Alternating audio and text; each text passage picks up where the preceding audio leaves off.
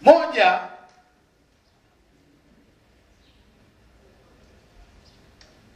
alikuwa amekwisha staafu uongozi mkuu wa nchi yetu kwa miaka 2, lakini alikuwa bado ni mwenyekiti wa Chama cha Mapinduzi.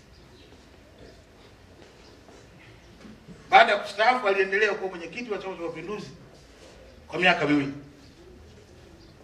Kwa alifika hapo kusema kwamba tunakokwenda, mimi nadhani ni jambo la busara zaidi mwenyekiti wa chama ndio huyo awe rais wa nchi. Na alieleza sababu zake kwamba kwa sasa hivi Tanzania mna bahati, mimi mwenyekiti wa chama na rais wetu tunaelewana. Inaweza ikatokea huko mbele mwenyekiti na rais hatuelewani. Tusipoelewana itakuwa tabu kubwa kwa chama na serikali. Mfarakano huo unaweza ukayumbisha na kutikisa nchi yetu. Kwa leo naomba nijiuzuru nafasi hii, na sababu zangu ndio hizo. Wako waliosikitika hata wakati anasema urais sasa basi, wako waliosikitika, lakini naye alijua mimi ni mwalimu watazoea. Katika miaka 2 alikuwa ameshazoea, na alijua hata hii ya kuondoka nayo pia watazoea. Hakuwepo juzi katika mkutano mkuu wa mwisho wa Chama cha Mapinduzi tuliofanya Dodoma,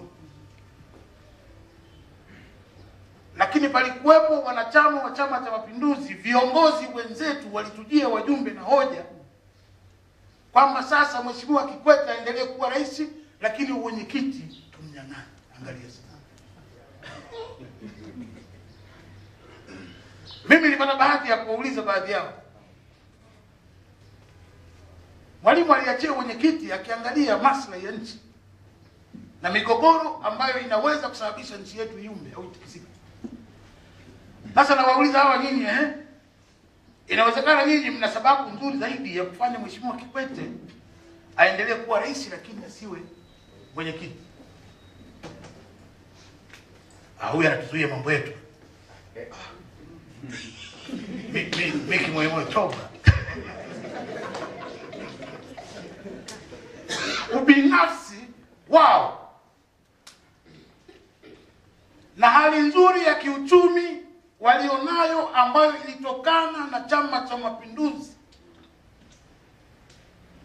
ndio inawafanya wao sasa wafike sehemu waone hata umuhimu wa Chama cha Mapinduzi. Uimara wake sio muhimu, umuhimu ni mambo yetu.